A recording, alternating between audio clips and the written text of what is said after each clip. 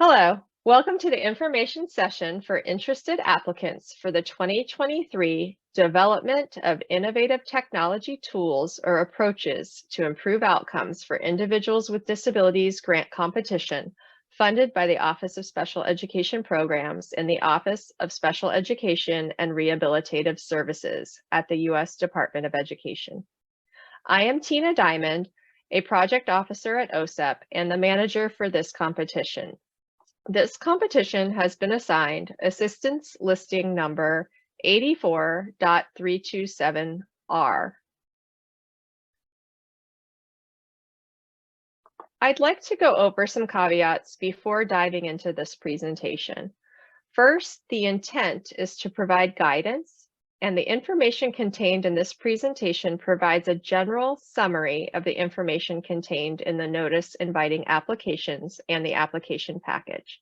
Therefore, it's imperative that all prospective applicants read the entire notice, application package, and any additional relevant information, such as the newly updated Common Instructions for Applicants, published on December 7th of 2022. In addition, applicants are encouraged to listen to a more general webinar entitled Applying for Office of Special Education Programs Discretionary Grants for an orientation to the application process. The webinar can be found at osepideas.work.org, the same location that houses the link to this recording. Today I'll cover the following areas: the purpose of the OSEP technology program, absolute priority and purpose statements, key terms, application requirements, additional pertinent information and general requirements, award information and eligible applicants, and the selection criteria. First, the purpose of the OSEP technology program is to improve results for children with disabilities by 1, promoting the development, demonstration, and use of technology, 2, supporting the educational activities designed to be of educational value in the classroom, 3, providing support for captioning and video description that is appropriate for use in the classroom, and 4, providing accessible educational materials to children with disabilities in a timely manner. This notice includes 2 absolute priorities. The purpose of this presentation will focus on absolute priority 2, field-initiated projects to develop innovative technology for individuals with disabilities. The department intends to fund at least 1 project under each absolute priority. The department will consider only applications that meet either absolute priority 1 or absolute priority 2. If an application does not respond to one of the priorities, it will not be considered for funding. Applicants may apply under both absolute priorities, but must submit separate applications. Applicants must clearly identify in their application if the proposed project addresses absolute priority 1 or absolute priority 2. There are a few key terms for this priority that I'd like to highlight. First, evidence-based means, at a minimum, evidence that demonstrates a rationale where a key project component is included in the project's logic model is informed by research or evaluation findings that suggest the project component is likely to improve relevant outcomes. Please be aware of the application timelines. This notice was published in the Federal Register on February 13th, 2023. Applications are due via grants.gov no later than 11:59 and 59 seconds p.m. Eastern Time on April 14th, 2023. We highly advise to not wait until the last date to submit your application in order to avoid any possible technical difficulties on either end. For fiscal year 2023, we plan to support 2 absolute priorities. This presentation will cover Absolute Priority 2, field-initiated projects to develop innovative technology for individuals with disabilities. The purpose of this priority is to fund field-initiated projects to develop accessible, innovative technology to increase outcomes for individuals with disabilities receiving early intervention under Part C of IDEA or special education under Part B of IDEA, including those with the highest support needs. Over the past 45 years, OSEP has supported technology development, demonstration, and utilization within special education to improve transfer of technology from research to practice, to increase accessibility of technology to the broadest range of individuals with disabilities, to demonstrate the use of technology to parents and educators, and to expand the use of technology to support communication and educational engagement for students with the most significant cognitive disabilities. The rapid pace of technology innovation, coupled with increased understanding of best practices in instructional design, cognitive science, and brain research, has resulted in a need for continuous development of innovative technology to support all learners, including those with disabilities. To increase equity in access to technology and to solve persistent problems experienced by individuals with disabilities, OSEP will fund field-initiated projects to develop innovative technology for individuals with disabilities that are consistent with the Secretary's supplemental priorities, which were published in the Federal Register on December 10th of 2021. The purpose of the field-initiated projects is to develop innovative technology based on evidence that the technology would be beneficial to the target population. To be considered for this grant opportunity, applicants must propose projects to develop innovative technology to accomplish at least one of the following 4 outcomes.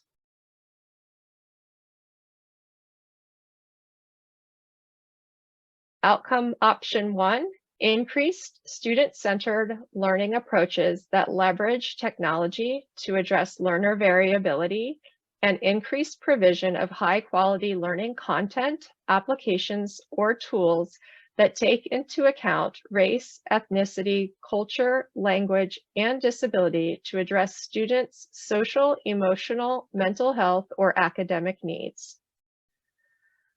Outcome option 2, increased engagement for individuals with disabilities and, where appropriate, families of individuals with disabilities in educational, functional, or supplemental activities that extend learning time or increase independence.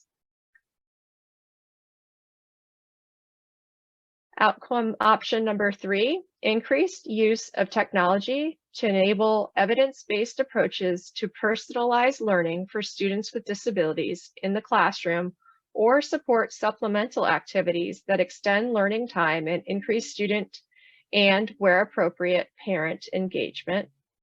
And finally, option 4, increase use of technology to expand the number and proportion of underserved students with disabilities who enroll in post-secondary readiness education programs, which may include strategies related to college or technical school preparation, awareness, application, selection, advising, counseling, and enrollment.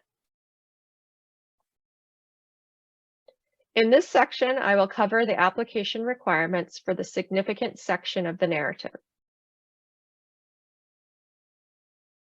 To be considered for funding under this priority, applicants must respond to the application requirements under significance, which are: describe how the innovative technology proposed for development by the project will accomplish at least one of the 4 required outcomes. 2, maximize the academic, social, and functional skills of individuals with disabilities and improve their access to evidence-based learning experiences. And 3, address each of the selection criteria for the significance section. Next, I will cover the requirements for the quality of project design and services section of the narrative. In this section, applicants will demonstrate how the proposed project will, 1, ensure equal access and treatment for members of groups that have traditionally been underrepresented based on race, color, national origin, gender, age, or disability. To meet this requirement, the applicant must describe how it will identify the needs of the target population and ensure that the innovative technology proposed for development will meet the needs of the target population. 2, utilize and refine a design process that moves the innovative technology from idea to implementation. In the quality of project design and services section, the applicant must also demonstrate how the proposed project will develop and refine the vision, plan, and innovation to achieve the intended project outcomes. To meet this requirement, the applicant must provide measurable intended project outcomes and, in Appendix A, a logic model by which the proposed project will achieve its intended outcomes that depicts, at a minimum, the goals, activities, outputs, and intended outcomes of the proposed project.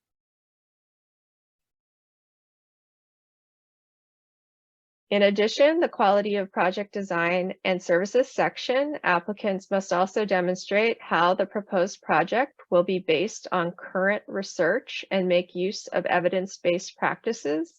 To meet this requirement, the applicant must describe how the proposed project will incorporate current research and practices in the development of the innovative technology. Applicants must also demonstrate how the proposed project will develop a dissemination plan that describes how the applicant will systematically distribute information, products, and services to varied intended audiences using a variety of dissemination strategies to promote awareness and use of the innovative technology, and address each of the selection criteria for the project design and services section. In this next section, I'll cover the requirements for the quality of project evaluation section of the narrative. In the narrative section of the application, under quality of project evaluation, applicants must include an evaluation plan for the project. The evaluation plan must articulate formative and summative evaluation questions, including important process and evaluation questions. These questions should be related to the project's proposed logic model. The evaluation plan must also describe how project outcomes will be measured to answer the evaluation questions and specify the measures and associated instruments or sources for data appropriate to the evaluation questions, and include information regarding reliability and validity of measures where appropriate. The evaluation plan must also describe strategies for analyzing data and how data collected as part of the plan will be used to inform and improve the project and to refine the proposed logic model and evaluation plan, including subsequent data collection. The evaluation plan must also provide a timeline for conducting the evaluation and include staff assignments for completing the plan. The timeline must indicate that the data will be available annually for the annual performance report. The evaluation plan must dedicate sufficient funds in each budget year to cover the costs of developing or refining the evaluation plan, as well as the costs associated with the implementation of the evaluation. And finally, the evaluation plan must address each of the selection criteria for the evaluation section.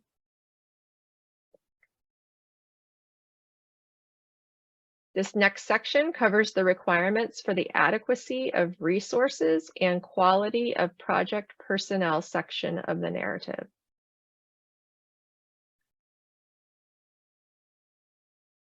In the narrative, applicants must demonstrate how the proposed project will encourage applications for employment from persons who are members of groups that have traditionally been underrepresented based on race, color, national origin, gender, age, or disability as appropriate.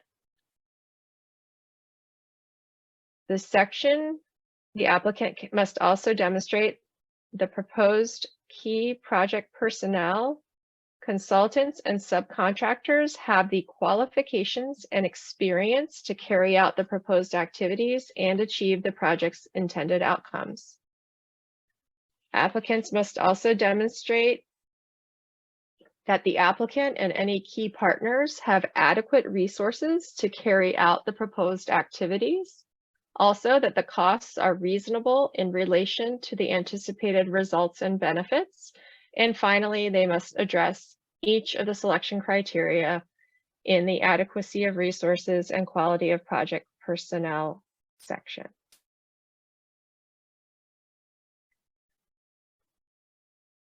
This section will address the requirements for the quality of the management plan. The applicant must demonstrate in their narrative how the proposed management plan will ensure that the project's intended outcomes will be achieved on time and within budget. To address this requirement, the applicant must describe clearly defined responsibilities for key project personnel, consultants, and subcontractors as applicable, and timelines and milestones for accomplishing the project tasks. Key project personnel and any consultants and subcontractors will be allocated. They'll have to describe how they will be allocated and how the allocations are appropriate and adequate to achieve the project's intended outcomes. In the management plan, the applicant must also demonstrate how the proposed management plan will ensure that the products and resources provided are of high quality, they are relevant and useful to recipients. They must demonstrate how the project will benefit from a diversity of perspectives, including those of families, educators, researchers, and policymakers, among others, in its development and operation. And they must demonstrate how the proposed project will address each of the selection criteria for the management plan section. There are some additional requirements that apply to both absolute priority 1 and 2. Please ensure that your application includes in Appendix A, a personnel loading chart that includes timelines as applicable to illustrate the management plan described in the narrative. Applicants must budget for attendance at all meetings and events as outlined in the notice inviting applications.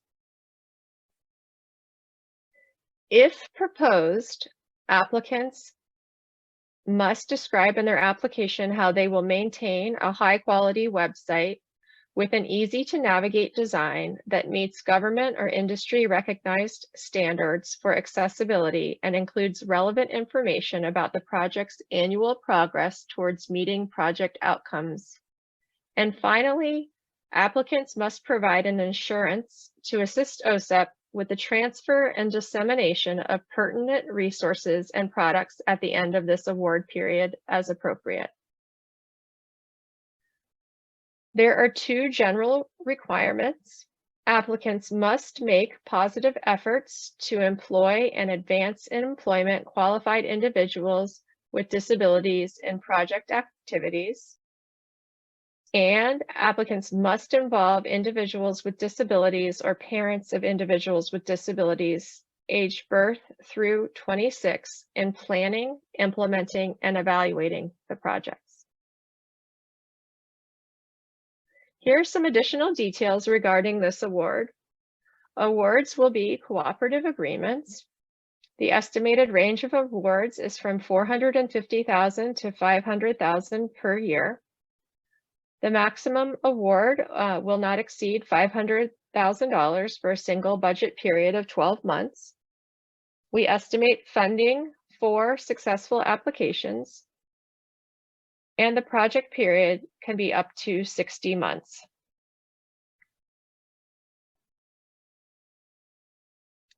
So who is eligible for this competition? The following entities are considered eligible applicants under this competition: state educational agencies, local educational agencies, including public charter schools that operate as LEAs under state law, institutions of higher education, other public agencies, private nonprofit organizations, freely associated states and outlying areas, Indian tribes or tribal organizations, and for-profit organizations. Please note the formatting and page limit recommendations. A page should be 8.5 by 11. Double spacing is preferred in all text in the application narrative, including titles, headings, footnotes, quotations, reference citations, and captions, as well as all text and charts, tables, figures, graphs, and screenshots. We recommend use of a font that is 12-point or larger in Times New Roman, Courier, Courier New, or Arial. We also recommend that you limit the application narrative to no more than 50 pages. As part of the process of making funding recommendations, external reviewers will judge the quality of the application using 5 selection criterion.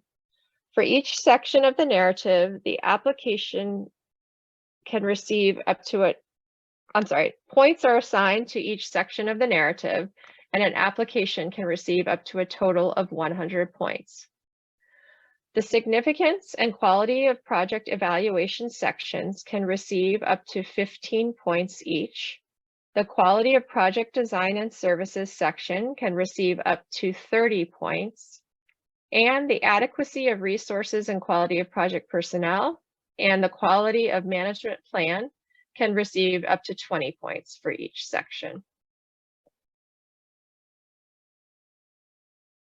Thank you for listening to today's presentation. Again, I'm Tina Diamond in the Office of Special Education Programs, and I am the contact person for Absolute Priority 2. I can be reached via email at Christina, CHRISTINA.diamond, DIAMOND, @ed.gov.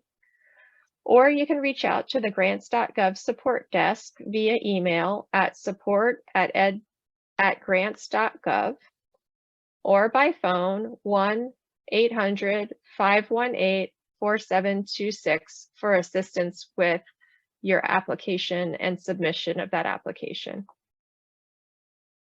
There's also a grants.gov training available for those who may be applying for a grant for the first time. Again, thank you for your participation, and we look forward to receiving your application. Have a wonderful day.